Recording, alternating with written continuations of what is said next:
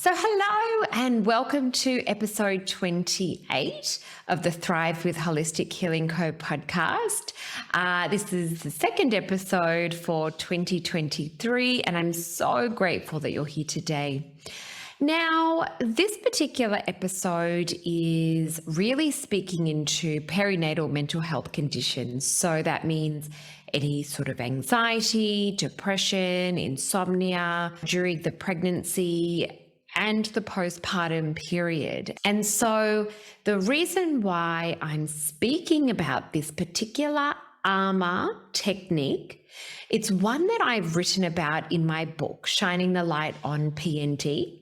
And it's a technique that really was something that I developed because after my recovery and learning all of the reflections that I did and working through all of the different aspects of it, I really came to understand or realize that a nice, short, sharp acronym to really help other women, to help other families, to get through this chapter in their life is one that I really wanted to be a go-to technique. I wanted it to be a go-to acronym so that anyone that hears it can share it with someone else who they might know that's going through anxiety, depression during pregnancy or postpartum, whether that is a male, female, mother, father, if you're a friend, a family member, a partner, a neighbor, anyone.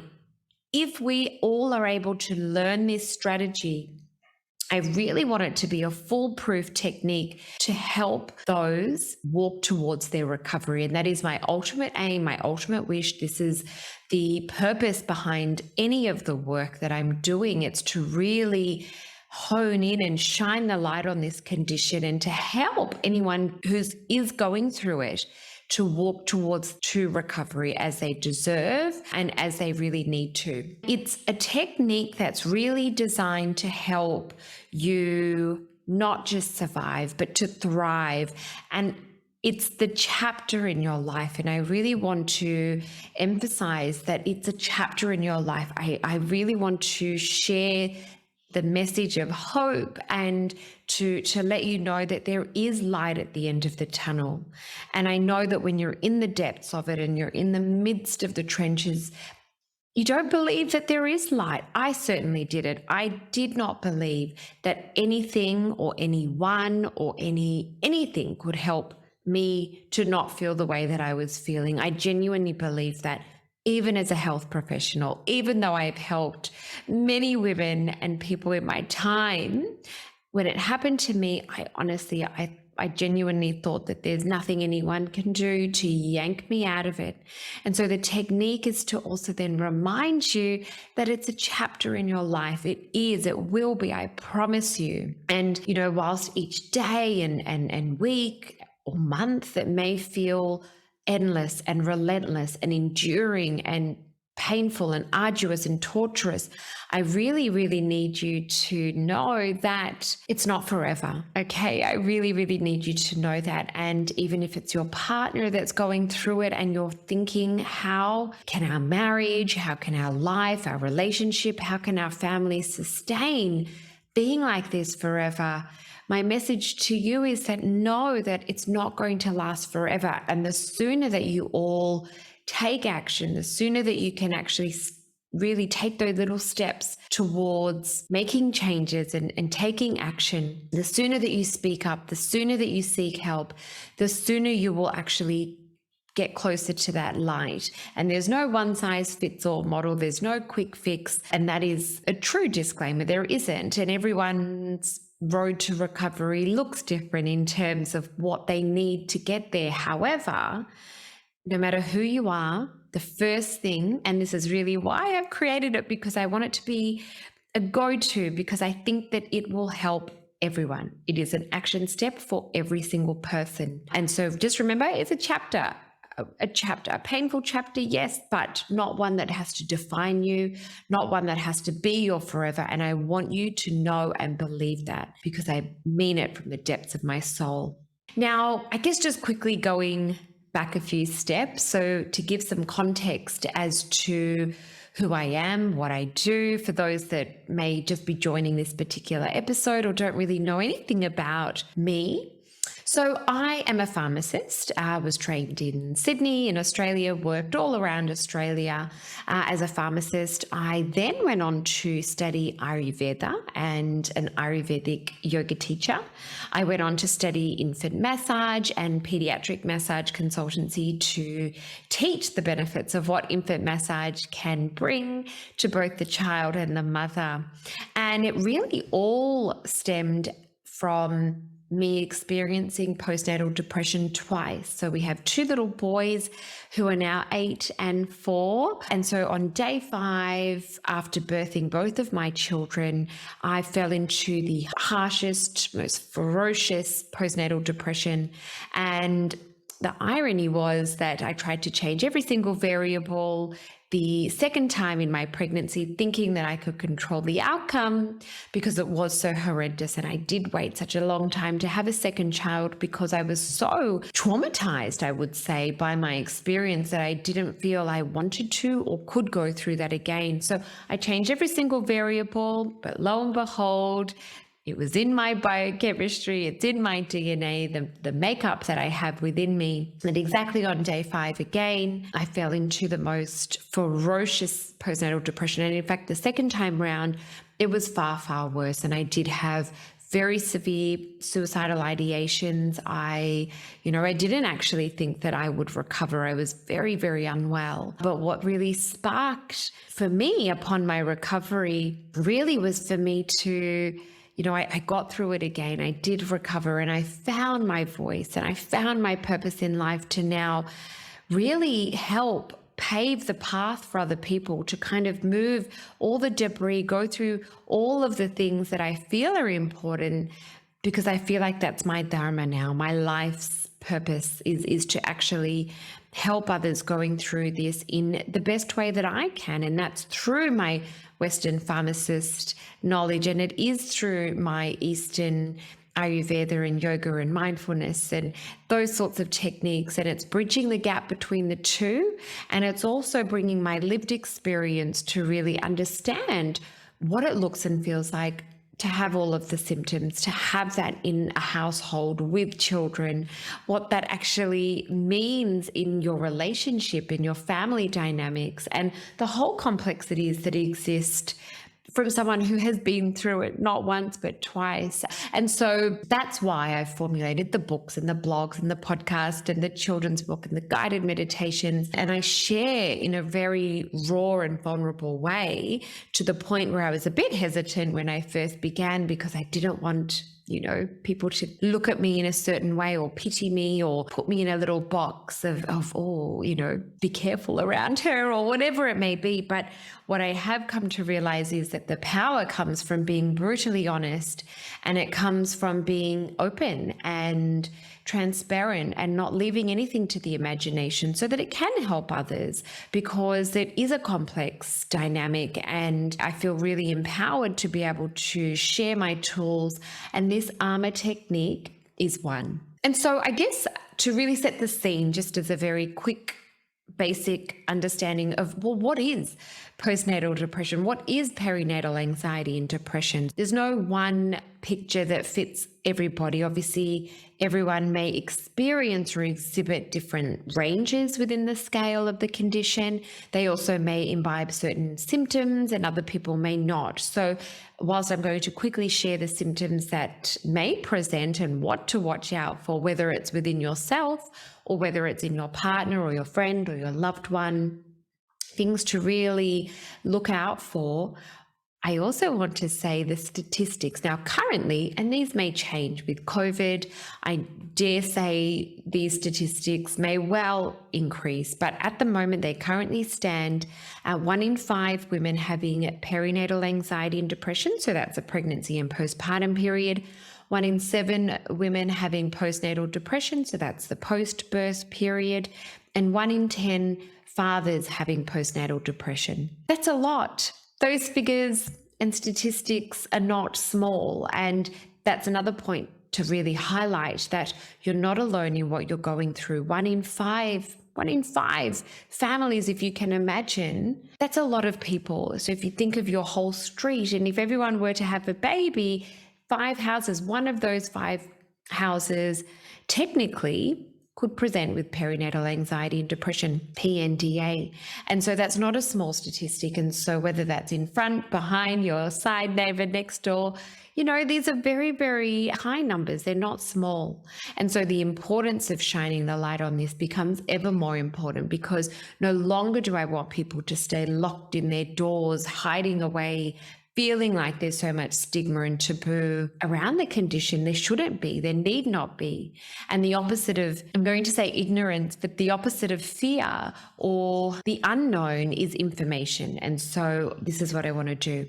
So the symptoms that can present, so I'm just going to read them out. I've written this exactly in my book, Shining the Light on PND, and I'm just going to actually read it out point by point the way that I've written it in the book. Then they include, but they're not limited to, an inability to concentrate or make decisions, anger or frustration, feeling no emotion or feeling low and numb, feeling teary or sad all the time, and feeling sad for no good reason, a lack of interest or pleasure in things that are normally enjoyable, so even time with your baby, having no motivation, no energy, changes in sleep, so either sleeping too much or not being able to sleep at all, changes in eating, so eating more or less than usual, having no hope for the future, really feeling like there is no light at the end of the tunnel, feeling like life is quite pointless, feeling like you're unable to cope and that things are too overwhelming, feeling very emotional, feeling isolated, alone, and disconnected from others. And I would say disconnected from yourself as well. Having thoughts of self-harm or harming your baby, anxiety, heavy and a clouded feeling in the head, cannot think clearly, almost like a fog, losing confidence, fears of being alone or fear of being around people, feeling like your baby does not love you or that you don't love your baby, an inability to do regular everyday tasks that you were able to do before, a disconnection from your baby, your children, lack of connection, emotion, that feeling, that heart center sort of aspect, an inability to function, which makes everything feel very difficult and very overwhelming, feeling like there's no way out, like you're stuck, like nothing is going to change or fix this, and that you're just in this mess forever. A loss of joy, emotion, and pleasure in the things that you normally love.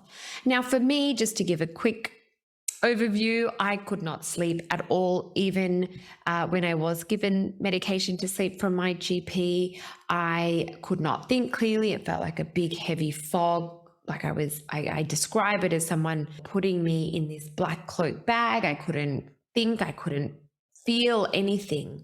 I could not do any of my basic tasks that I used to do. I would sit and look in the blank space for hours on end. There was so much disconnection. I had no joy in anything. I had no hope for the future. I didn't do anything. I couldn't function. Even having a shower was too arduous and painful. Getting changed, leaving the house, doing any of those things. I couldn't eat at all. So for the whole entire period, I could not eat at all. So lost an exorbitant amount of weight, and not willingly or intentionally, just could not eat, riddled with painful anxiety, feeling like knives cutting my chest. So yeah, it was horrible. Physical symptoms. It affected my mind, body, and my spirit. They were all left in tatters. So that is what it looks like, or can look like in some. Now, I was a very extreme end of the spectrum with, as I mentioned before, with severe ideations. And so I needed to seek help. But this technique, this ARMER technique, is created to help you hopefully move, to take action, to yank yourself out of the current situation and to move forward, to forge ahead. And so that is why I want to share it with you. So ARMER. Now, it's sort of like an armor, like artillery, except it's not spelled the same way. It's ARMER and not armor, but in a similar vein, It gives you that strength, it gives you that courage, it gives you that ability to forge ahead as you would if you were in a war, because you essentially are in a war. And so this is a tool, this is a technique to give you that strength to rally up all that you need to move forward towards your recovery. And I believe and I know that you are worthy, you are deserving. It is your basic human right. And if you're a partner listening to this, it is her or his human right to get better, because it's the condition that is not forever. It's a condition that can be treated. Biggest take-home message. So ARMER. A, ask for help from your partner, your family, or your friend. Speak up. Speak up. A. R, reach out to health professionals for help. M, make a commitment statement to your recovery. E, exercise. R, rest and rejuvenate. So ARMER. I'm going to go through each of it in detail, but ARMER, ask for help. A, R, reach out to health professionals. M, make a commitment statement to your recovery. E, exercise. So partake in a postpartum stage specific exercise to enhance endorphins, general well-being, to enhance prana in your body. Make it a daily priority, and not for weight loss, not for exertion, but to get things moving and to get all of those endorphins and serotonin pumping through your body. Rest and rejuvenate, acknowledging that our body we've been through a huge ordeal of growing a baby, birthing a baby. And so now we need to actually rest our beautiful depleted body. And perhaps there are specific things that you're depleted in that we can correct through medical treatment, whether it's iron or whether it's particular nutritive factors, whatever it may be, to try to help replenish our depletion that we have, but also understanding that our body, our mind, our spirit, we need to rest. We need to partake in rejuvenation practices to help rebuild our system. It's very, very important. Now, so for me, each step is an incredibly important part of the puzzle. It really is. It's all important. But A, ask for help.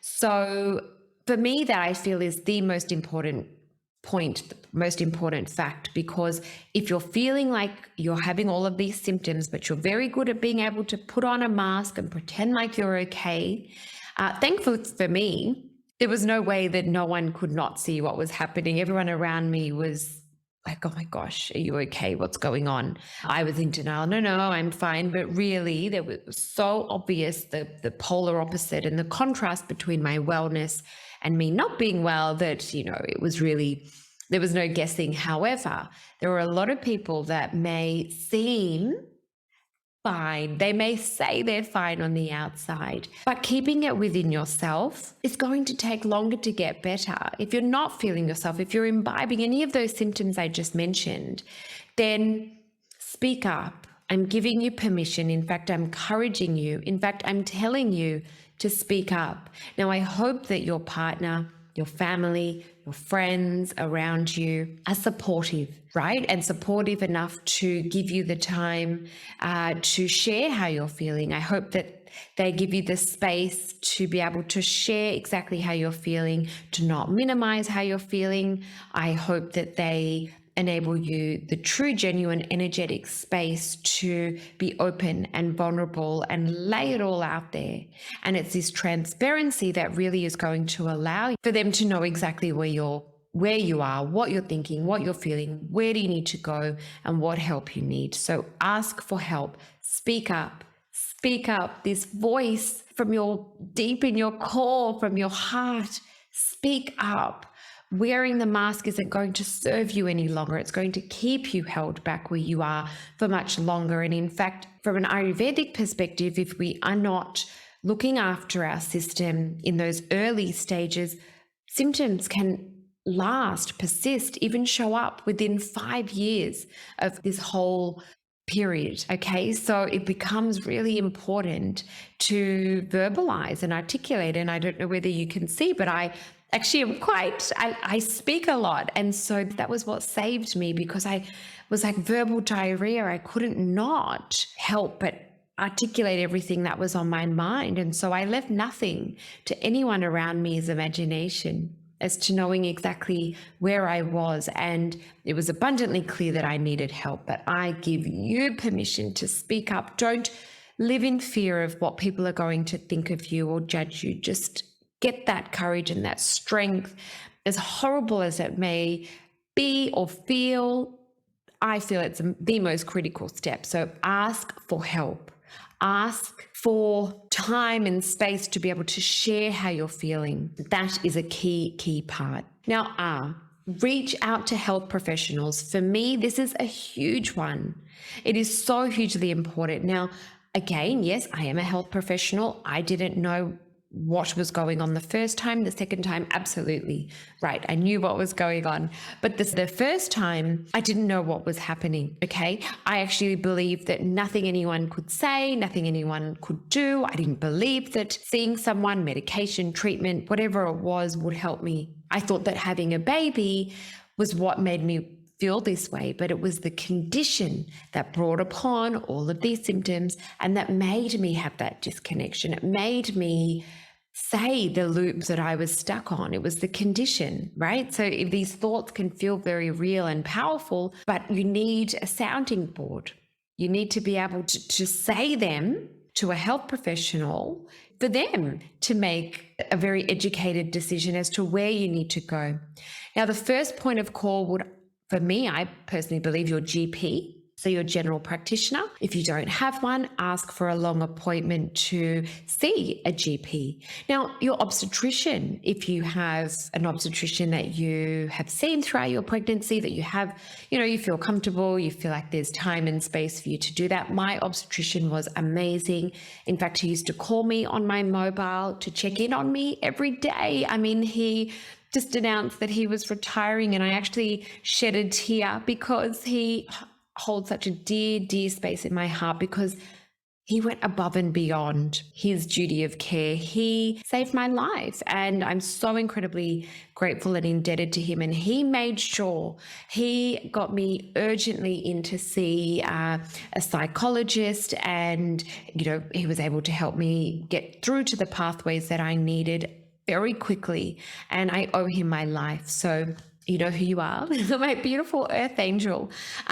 So if your obstetrician is someone that you can go to, your midwife, please speak to them. Your child health nurse, if it's postpartum, if you feel comfortable to be able to share how you're feeling, they can help direct you. But a GP is, I see them as a triage. They're able to refer you to wherever you need to go. They can write up a mental health care plan for you.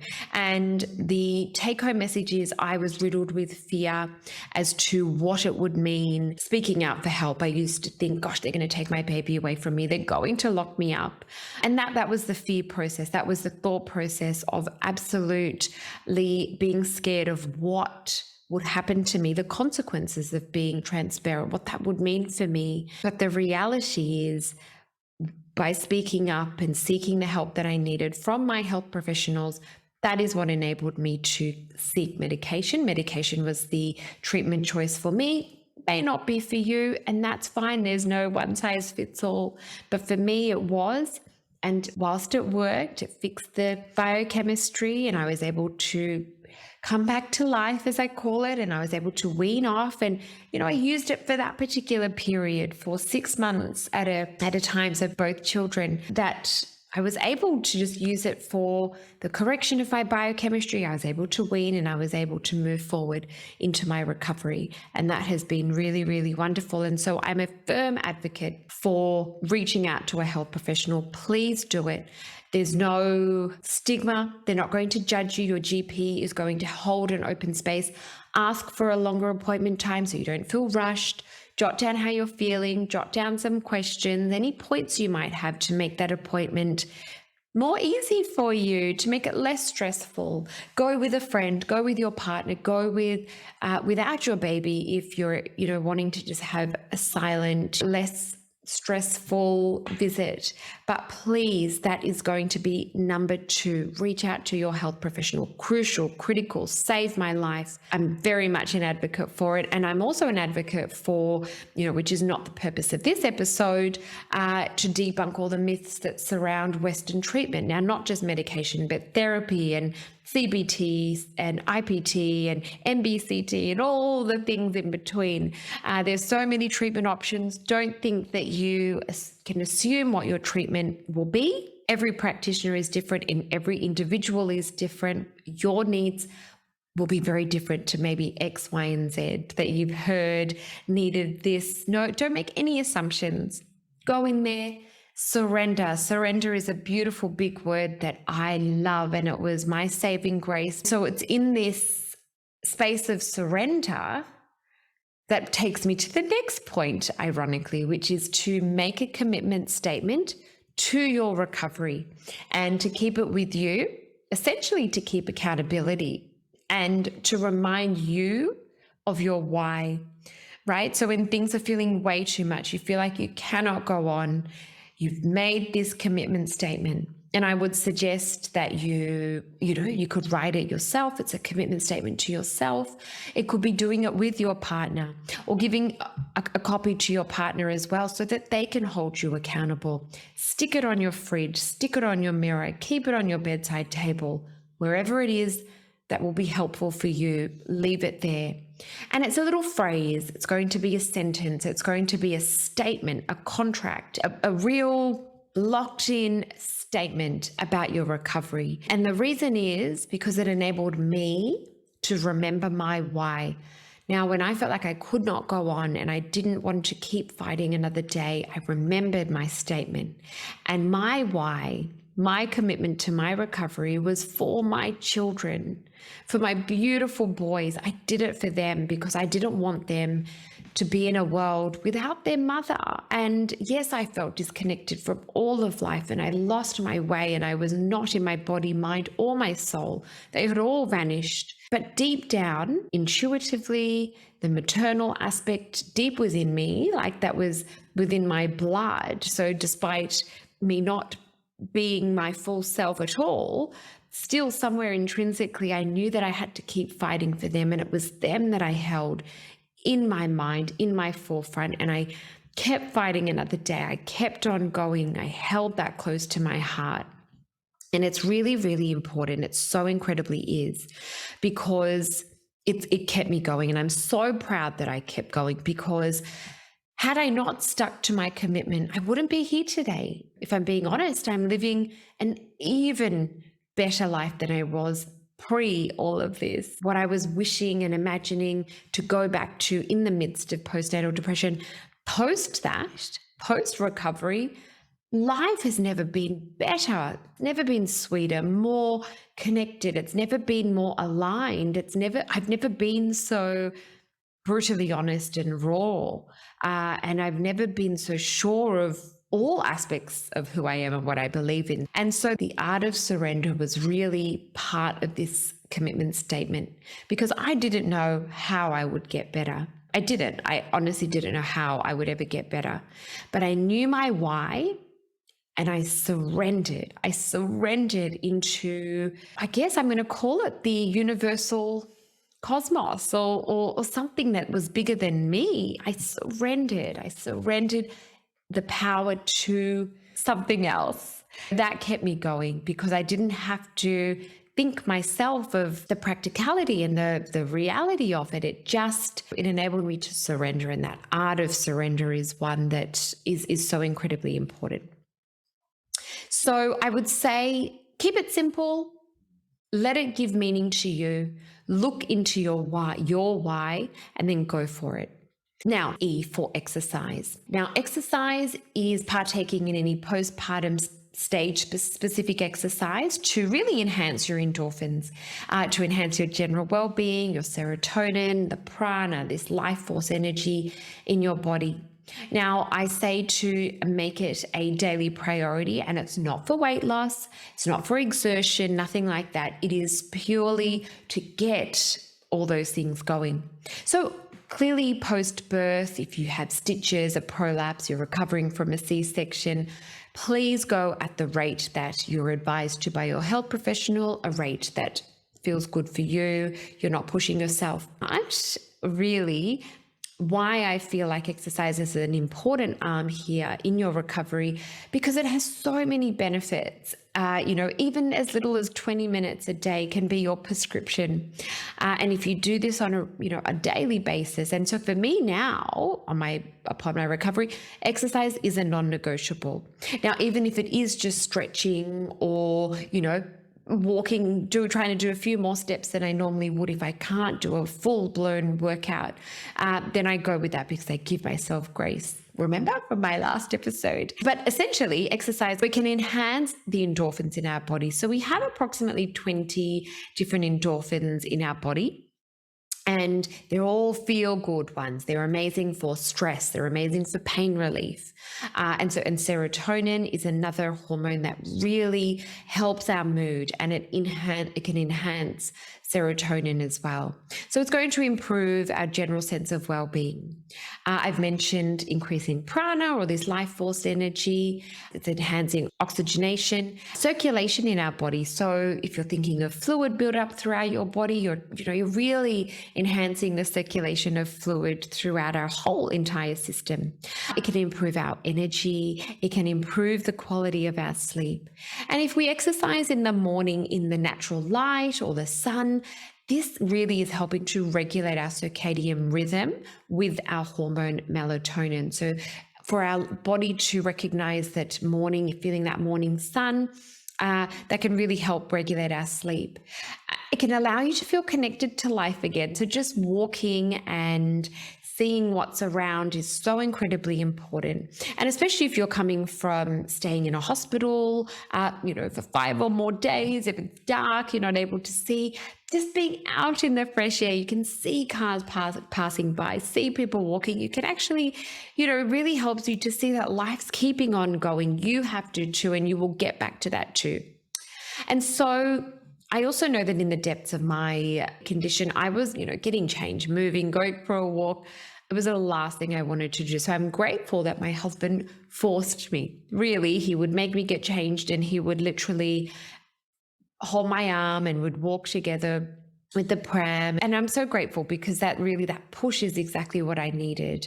And so if you have someone that can help you literally take action, that is absolutely amazing.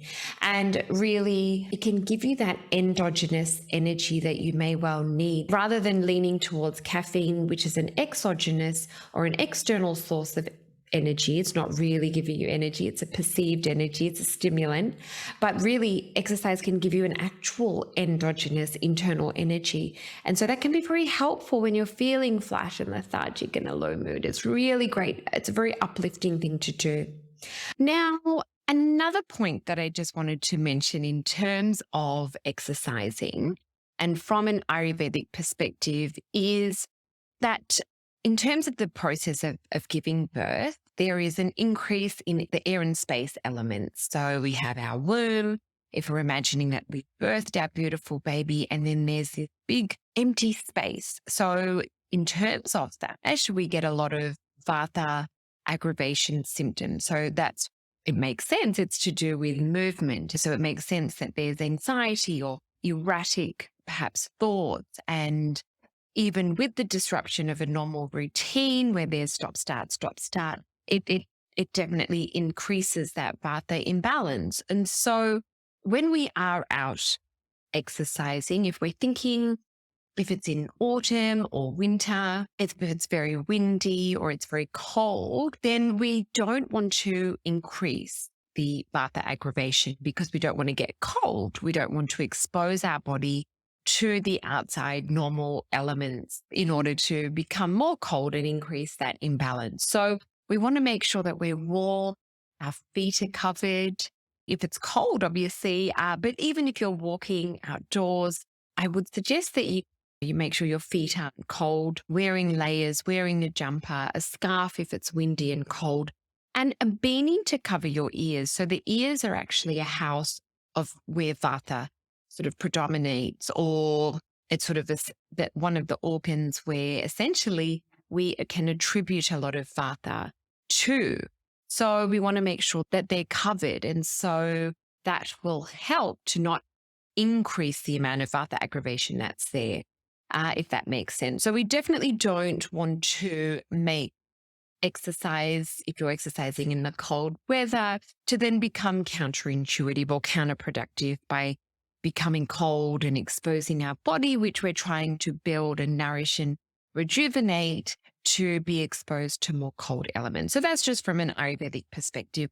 And really, my focus on doing exercise is for the endorphins and the circulation and all those reasons I mentioned before. It's not to lose weight. It's not to, train for a marathon. We want to be very gentle with our body. We want to be very kind and forgiving to her, really, because we don't want to push her to the state of exhaustion. We definitely don't want to deplete her anymore. We want to look after her and make sure that you are finding an exercise that resonates with you. So it could be swimming if you're able to, and if you don't have stitches and, you're not bleeding, that's probably, a difficult example. But if you want something low impact, then maybe, just find what works well for you. I mean, I'm thinking even cycling on a stationary bike, if there's a lot of pain or stitches or prolapse or hemorrhoid, that pressure may well enhance that pain and that sort of symptoms there. So looking specific to your needs, a simple walk may definitely do the job. But if you're able to do other low impact exercises, keeping in mind balance, safety, all sorts of things like that. But it would be an individualized thing that we're doing. So this then leads to the last letter, which is R. And R is for rest and rejuvenation. So the importance of the R factor is that we do need to rest our body. We do need to rest our mind and our soul and our spirit. And so by doing that, by resting, we're bringing that earth element, that grounding. We're not, being stuck into this movement, this excess air and space. We're actually being able to nourish our body. We're also allowing our internal body to physically heal. So through the process of childbirth, so many changes happen. And so we need to actually rest our body. The sleep deprivation, the change of routine, the stop-start of sleeping through the night. We need our sleep. Sleep is a pillar of health in Ayurveda and also in Western medicine. So there's another episode where I speak into more about sleep and insomnia symptoms and how we can best support sleep. And I write about that a lot, of that, and strategies and sleep hygiene techniques and strategies in my book as well. So definitely sleep is so incredibly important, and resting our body. So not just from a sleep, but also from a household perspective. If we can delegate and outsource things that we can to family and friends, we don't need to have a huge budget of money to have a housekeeper and a nanny and a cleaner and all of those things. It doesn't have to be paid help.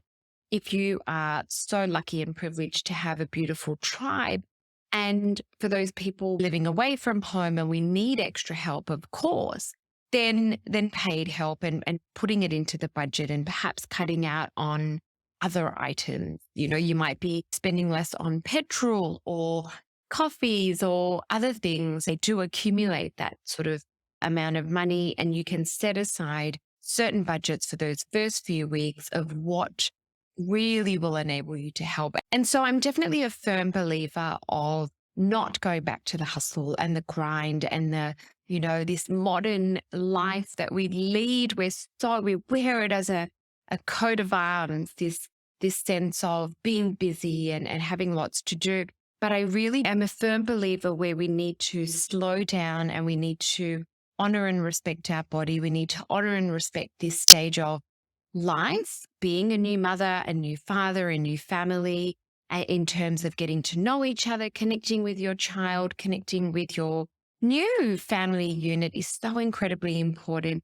And I know in the modern world, we are so geared to being busy. I get that. And can see the intensity and the propensity living in such a busy city as Sydney, that there's so many more aspects of traffic and life and the cost of living. And, the pressure is real. I get that. And so that's also the reality of modern day living. But I do, in this beautiful phase that it is, and it is to really stop and take heed and to give yourself the art of grace to really be soft and to be slow and to be gentle with yourself, to be gentle with your family, delegate and outsource what you can, look into what your non-negotiables are, cut out and cull the rest. But resting and rejuvenating is perfectly necessary and very important. It's not a luxury. It's a real necessity. And the rejuvenating part, we're adding the earth element and the fire element and the water elements from an Ayurvedic perspective to balance and counteract that aggravated vata. So we can do that with a warm sesame oil massage. That's a beautiful, beautiful way to do that.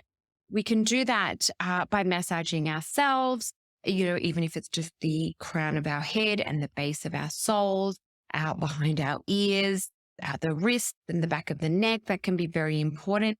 But if we can do the whole body, that's amazing. And keeping the oil on as long as you're comfortable, as long as it feels good, is amazing. We want to really support our digestive fire. And I'll do a full episode because that's a whole big topic on its own. But the digestive fire, or the Agni that we call it in Ayurveda, to enable really our body to digest and assimilate all of the nutrients that are in our food and to gain the best all vitality and prana from the food is very important. Really just rejuvenating our mind, body, spirit, being kind and gentle, and adding beautiful earth elements in all of our five senses. So with our sight, our smell, our taste, our sound, touch, all of the five senses, if we can incorporate the earth elements to it, it becomes so incredibly nourishing and rejuvenating. And if we can do that to our mind, body, and spirit through all of that we do, and I write deeply into this in the book, Shining the Light on PND. I go into each aspect and strategies and particular herbs and oils and plant extracts that you can use. I really do speak into this more as to what rejuvenation can look like. And obviously Ayurvedic practices, if you're able to see a practitioner, amazing. And I would highly encourage you to do that. But, for most modern day living in the city, that can be a little bit tricky. Being in India, where there is a plethora of practitioners available, that's a different story as well. But essentially, there's little things that we can do to have a subtle impact that all add up together to really create a big difference. So to surmise, the ARMER technique is going to be your go-to strategy. ARMER. Stick it on your fridge with your commitment statement. And that is my call to action for you. That is my pearl for you to practice. My pearl also to practice is to share the acronym with someone if you know that they're going through perinatal anxiety and depression, postnatal anxiety and depression. If you know someone who's going to have a baby, to give them that acronym, put it somewhere where they can know exactly where to go. There's a little downloadable sheet or picture that you can download and print. So thank you so incredibly much for joining me today. And until next time, I hope you have an amazing week. Keep safe, keep well, and I'll see you next time.